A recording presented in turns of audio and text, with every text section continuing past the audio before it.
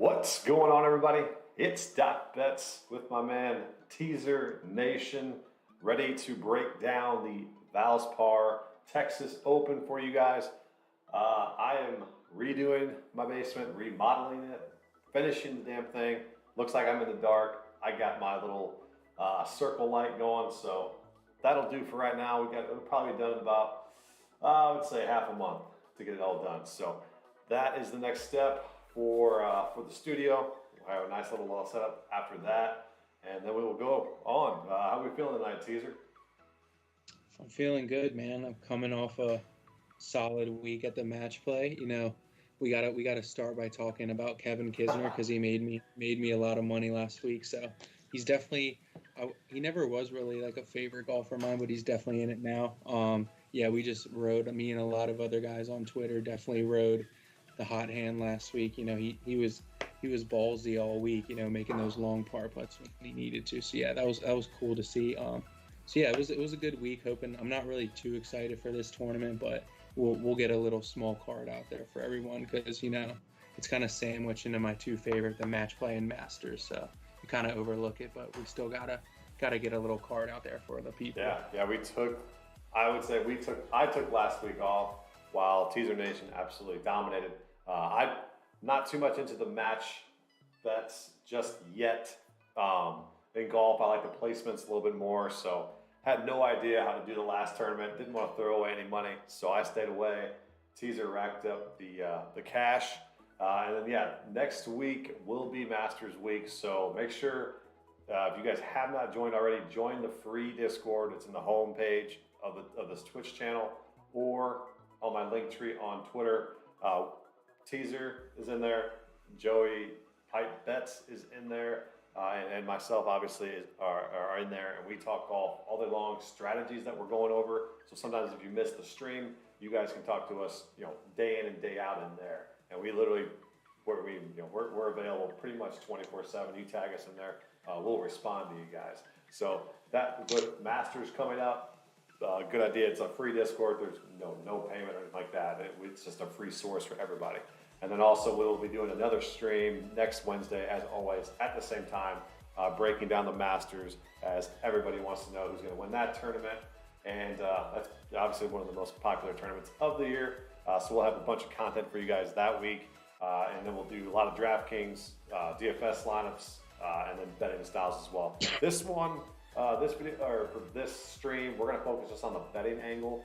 I might give out a couple DFS chalk plays, value plays, a little bit like that, but nothing that we're going to go over is going to be set in stone for DFS, just because I'm not going to be playing many lineups this week.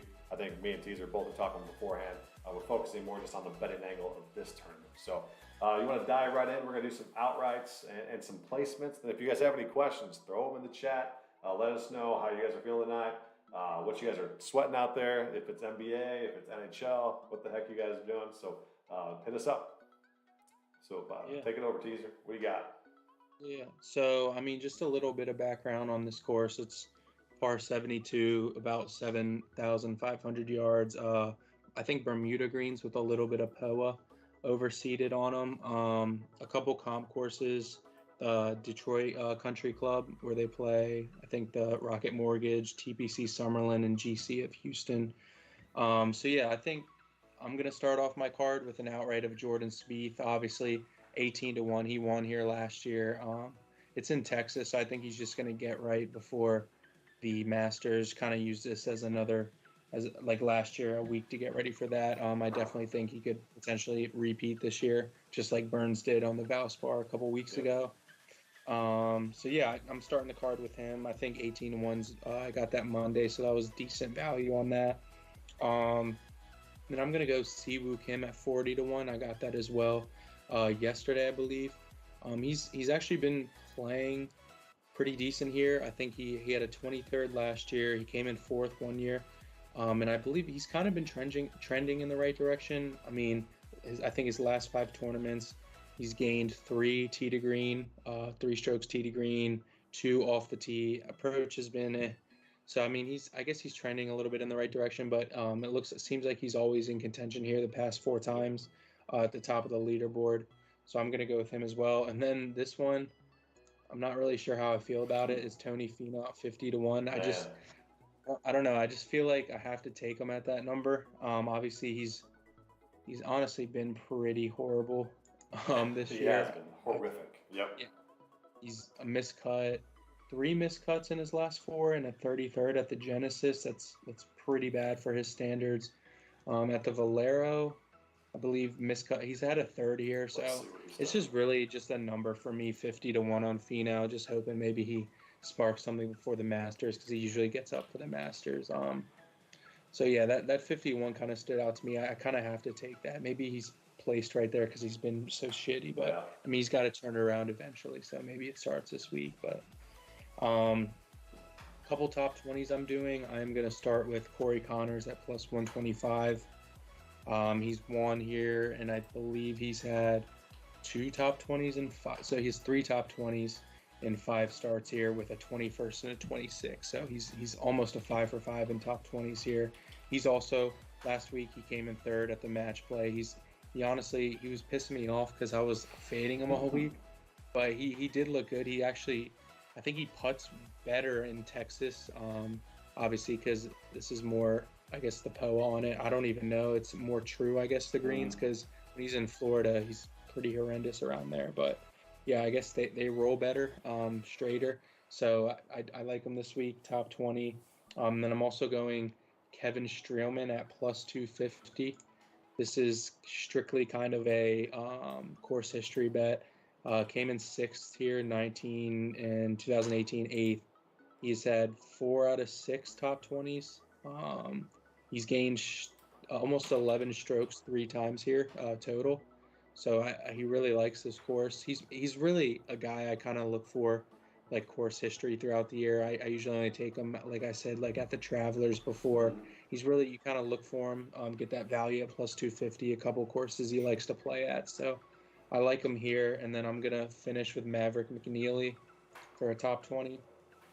Um, he hasn't played here before, so obviously there's no course history, but there is a comp course, the Fortinet Championship where they played. He came in second there. It's a very similar course, very narrow, a lot of trees around the fairway, so it's really big on keeping around the fairway. As I showed in my model here, ball striking and maybe driving distance as well. So yeah, he's at plus 180 top 20, and then I'll just quickly go over top 40. I have Patton Kazire and the man himself, Charlie Hoffman, the Valero man himself. There he is. So yeah, he's at plus 120 top 40. He's honestly been playing so bad this year, like that's insane. His last 5 tournaments, he's actually -6 strokes gained total. So that's really not what I'm looking for here. But I mean, this is like steroid course history. Like you'll never see a guy do better at a course. He's 9 out of 10 top 40s here in 10 tries. So yeah, it's unbelievable his course history here. So I'm gonna have to round it out with that. So Who's those that? are Was my That was ties. Hoffman. Yeah, Charlie Hoffman plus 120, I believe I got him at. So yeah, it's really insane his course history here. Let's see what that is. That is insane. Second, 13th, third, 11th, 11th, first, 40th, Yeah, 64th, and then second yeah, and second. So that's pretty nuts. So he knows the course very, very well. If you want to go ahead and put yep. him outright for Hoffman, you can. What's he sitting at right now? I think he was like not. Let me check real quick on DraftKings. I'm pretty sure he started at like 110 to be So honest. yeah, Now he's at 70, 75 to 1. 75 to 1. So that's a long shot there if you want to take it. People, yeah, people have been kind of hammering him as Yeah. well. Not So bad, not bad. I like a lot of those plays. If I was making DFS lineups, they'd be in they're in the player pool for sure. Like that a lot. But yeah, so I'll go for my outrights. I'm gonna piggyback teaser. I'm gonna go with Speed, thinking he can repeat. Just knows this course so well from around the area. So I'm gonna go with Speed as well. And then I'm gonna go with Adam Hadwin as my other one at plus 4,000, so 40 to 1. mhm. Got pretty good course history here. He's been hitting the ball pretty well as well. So Miscut 72nd and 23rd. So he's been in it the last couple times. But last year he hadn't played in 4 years. Came back, played it last year and got 23rd. So I think he's been pretty good recent form. And we can see what we can get 40 to 1 outright for me. I was literally talking up Abraham Answer before we were getting on the stream. I was like, he's gonna be my outright. He's gonna be my guy that I ride this week. And of course, the goddamn guy he withdraws. So that's just my luck right now for that in golf outrights, because I have not hit one at all this year. But I'm hoping to change that. So those are my two. We got Speed and then Adam Hadwin. And then if you do want to take a crazy one, it would be Charlie Hoffman. That's 75 to 1. But then I got two top 20s. We're going to go Davis Riley, my first top 20. I don't think he's even played here, but his recent form has been pretty damn well. He got second last week at the Valspar, missed cut, 42nd and 49th. So 3 out of the 4, he's been right there. So I like him as plus 250. I'm going to put a half unit on those. And then probably the guy I will almost took an outright with, but I withstood it. I'm going to go a little bit safer and go top 20 with it, is Gary Woodland. He's absolutely been, he just hasn't finished. That's my problem with him. He just hasn't finished. You know, he's gotten to Sunday, he's been in contention, and shit down his legs. So I'm really looking forward to, maybe hopefully catching this top 20 with him. He's gotten fifth, miscut, and then the 21st. So he's been right there every single tournament. It seems like, besides the Players where he just played horrifically. Did he get screwed on the win that day? I think so. Yeah. I mean, you can't really look at the Players miscut because a lot of guys got screwed. But yeah, he's honestly been in pretty solid. I mean, he's kind of been miscut or bust, or you know what I mean? Right. Like, I mean, the Arnold Palmer was his. Like, that should be a win, right? So, yeah, that was rough there. But yeah, he's been playing well on the Florida swing. So, I definitely like him to be top 20. Yeah. And then that'll be a 1 unit play for me. I'm gonna go plus 175, top 20 for Gary Woodland, and then probably my play of the tournament is going to be a top 40 play in Brendan Steele. He's had awesome course history here. Just recent form hasn't been the greatest. He did get 13 at the Players, and he got 26th at the Palmer. So I mean, he's been better, but before that he's missed 5 straight miscuts. So you have no idea. He's trended. Yeah, so trending better. Yeah. But let's see his course history here at the Valero. You've seen that he won back in 2011, which seems like an eternity ago. 12th, he got 4, 46, miscut, 8th, 13th, and then a little bit more recent, 62nd, 30th, 42nd, and 77th. So out of 10 times that he's been here, he's only missed the cut 1 time. So I think it's a solid bet at plus 140 at top 40 for 1 unit from Brendan Steele. And then my other one will be Kevin Chappell plus 250 top 40 for a half unit. So I really like my placements. My outrights are kind of toss your hat in the air and say I hope to hit. But those placements, I really like those 4 ones. So I'm hoping to sweep those and get my golf percentage, golf units up for sure. My man Teaser's dominated me. If we kept it on stream, you'd be like plus 1,000 to me, being probably a little bit below even, a little bit below it. No, you'll get it. You got to get that first one out right, and you'll be good. Oh yeah, this is like my first full year capping it, so I'm excited to see where I end up. Yeah. Still early. We got plenty more golf to go, but no. Right. Any fades or any top guys that you're not going to consider, even if someone's playing DFS or if they're betting, you're just staying far away. Some of those top guys. I don't know. I mean, there hasn't really been. I mean, I would say just because Bryson. I mean, I wanted to be on him this week because he was actually at 30 to 1, which is like a pretty outrageous number on him. But I don't know. I would just stay away from Bryson just to see. We don't really know I mean, I follow him on like YouTube and stuff, but he's been kind of ramping it up a little with the driver. I think he just got cleared to like kind of go at Really? it because when he played the other week, he wasn't even off the tee. He was like kind of using iron 3 wood at match play. So, Hmm.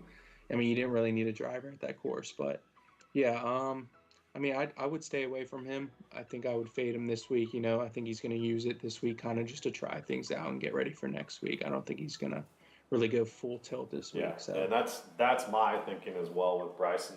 I think he's tuning up for next week, so you could see him yeah, be a little bit more competitive this week. So I'm not completely fading him, but I hmm mean, if you all of a sudden see that he's hitting the ball pretty well, for his first nine, don't be afraid to throw an outright there, or a right. top 10 placement or something like that.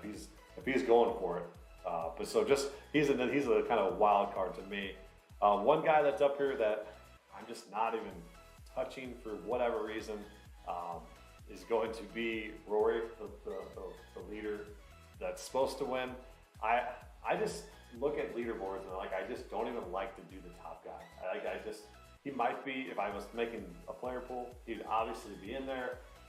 Would I put him as a chalk? Probably not. I'd probably be under owned with the field and just try to see, uh, you know, if fading him is the right thing to do because a lot more people are going to be on him. But Hideki, I like him. If I'm playing DFS, you can throw him in your lineups. He's playing. He plays this course well, and then obviously he loves the Masters course. So kind of a get right weekend for him. Moving on to the Masters, so you can see Hideki going, and then obviously both of us are on Jordan Spieth, so we are going to be on him heavily. Obviously loves this course pretty dang much. So anybody kind of plus 6,000 that you'd throw an outright on besides Charlie Hoffman? Yeah. Let me look real quick at DraftKings here. I mean, a lot of people I saw were on Mita. I'm not really a big fan. I don't think he's gonna No. win. He's not ready Okay, yet. I that guy really don't. pisses me off. Every time I bet him, he Yeah. just misses the cut, or he's just Putter's never there. Yeah, he's one of those guys. You just can't really trust him. I do like Streelman at 65 to 1. Just obviously because the course yeah. history. There's only a couple courses, kind of like a Kevin Kisner. They only can really win at certain courses. So this is one of them for him. But um, if I'm just keep going down, who I this is a funny one actually. Arnabarn Lahiri at 150 to 1. But Whew. I mean, he came off that second at the Players. He actually, like the whole narrative, he put like more weight in his irons or something. So I guess that really helped him Huh. doing that. So yeah, he's actually been striking it really well since he's done that. He said before the Players, so he gained a lot Oof. there. Um, I would say the course fits him decently. Obviously 151, that's kind of a steal on him. I think he should be a little, maybe 100 to 1. I would say in that Right. range. But yeah, I do like him 150 to 1. So yeah, that's a steal there. That's maybe two guys I definitely would maybe take a shot on for like whatever your unit system is, but definitely a Yeah. The low. the Yeah, one guy that just like always pops up on the leaderboard as you're watching and you like don't even realize who it is. It's Cameron or it's Kramer Hickok. I feel yeah, like he's just always up there. I'm gonna look at his recent history because it is up there. But you tune in on a Thursday or a Friday and you're like, Hickok, he's up there. What the hell?